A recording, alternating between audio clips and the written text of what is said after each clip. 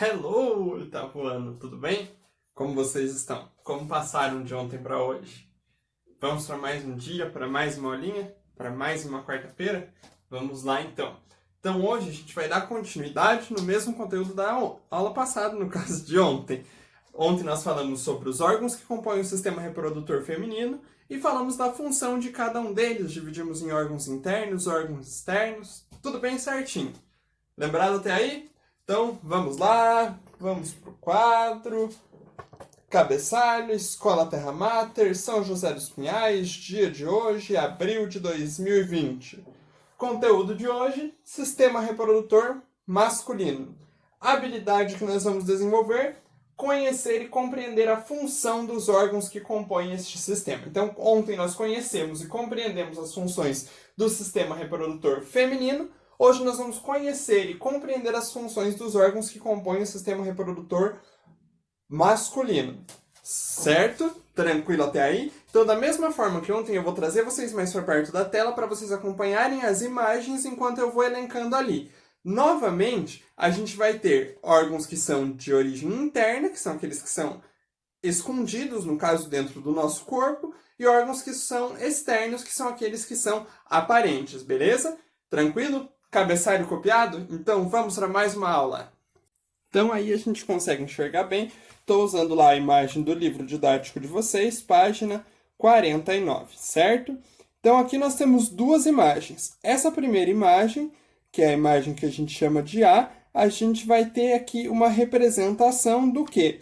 Do sistema genital masculino em cortes e vistas laterais. Essa imagem que a gente chama de B vai ser então o corte lateral apenas do testículo, tá? Então primeiro vamos focar aqui nessa primeira imagem, depois eu desço ali para os testículos em específico para a gente trabalhar. Então tudo isso aqui compõe o sistema reprodutor masculino, que tem a função do quê? De se reproduzir, de perpetuar a espécie.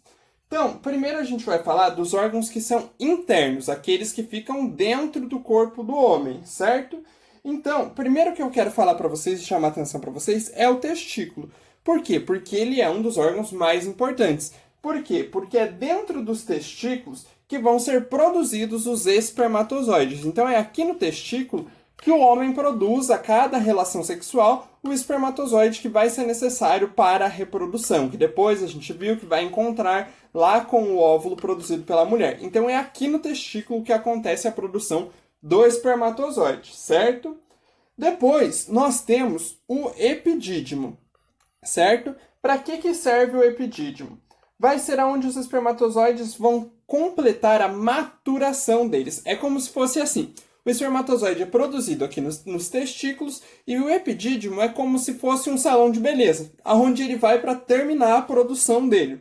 E é aí que ele vai ganhar o que a gente chama de cauda. Então, é aqui que o espermatozoide vai ganhar aquela cauda, sabe? Que faz ele poder nadar dentro do organismo, certo? Então, o epidídimo é onde completa a maturação do espermatozoide. Depois, a gente tem os ductos deferentes. Qual é a função dos ductos deferentes? É uma função de condução. Então, os espermatozoides que foram produzidos aqui e foram terminados no epidídimo vão ser levados até a uretra. Então, da uretra, ele é levado a partir do ducto deferente, certo? Depois nós temos as glândulas acessórias. Sempre que a gente fala em glândula, a gente fala em produção de hormônio. O que as glândulas acessórias vão fazer? Elas vão produzir um líquido que vai se juntar com os espermatozoides e vai formar o que a gente chama de sêmen. Então, espermatozoide é a célula. Sêmen é a união do espermatozoide com os líquidos e fluidos que são produzidos aqui nas glândulas acessórias. Então, sêmen, o composto, espermatozoide, a célula, certo? Depois nós temos a vesícula seminal. Qual a função da vesícula seminal? A vesícula seminal, ela não aparece aqui, mas é bem importante da gente conhecer. Por quê? Porque é dentro da vesícula seminal que vai ser produzido uma secreção que é rica em frutose. É um tipo de açúcar, a frutose. Então, essa secreção que é rica em frutose é produzida dentro da vesícula seminal. E qual a função dessa secreção rica em frutose? nutrir o espermatozoide. Então, a nutrição do espermatozoide é feita a partir de um açúcar chamado frutose, que é produzido na vesícula seminal, certo? Bem importante anotar isso. Depois da vesícula seminal, nós temos a próstata.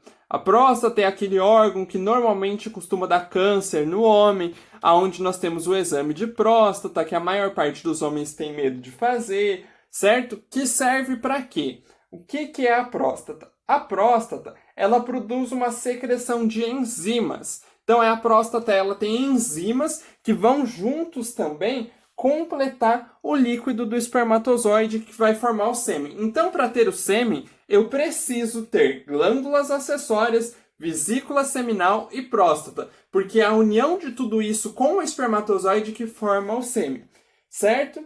Aí nós temos também as glândulas bulboretrais. Também não aparece aí na imagem, mas o que é uma glândula bulboretral? É a glândula que produz secreção de lubrificação. O que acontece? Para acontecer uma relação sexual, precisa ter um lubrificante natural. Quem produz esse lubrificante, que é liberado pelo pênis antes dos espermatozoides, antes do sêmen, antes da ejaculação, existe a liberação desse fluido que tem a função de lubrificar. Quem produz isso são as glândulas bulboretrais, certo? Então vá montando um esquema, reveja depois essa aula, mas anote bem certinho cada função desses órgãos. Depois, nós vamos para a parte externa. Na parte externa, o que a gente vai ter? O que a gente chama de saco escrotal. O que é a função do saco escrotal? Armazenar o espermatozoide. Então, é no saco escrotal que o espermatozoide vai ficar, entre aspas, guardado até que haja uma relação sexual para ter ejaculação, certo? E aí nós temos o pênis, que novamente, assim como a vagina é um órgão comum a dois sistemas, então ele faz parte do sistema excretor e faz parte do sistema reprodutor, e a função dele é o quê?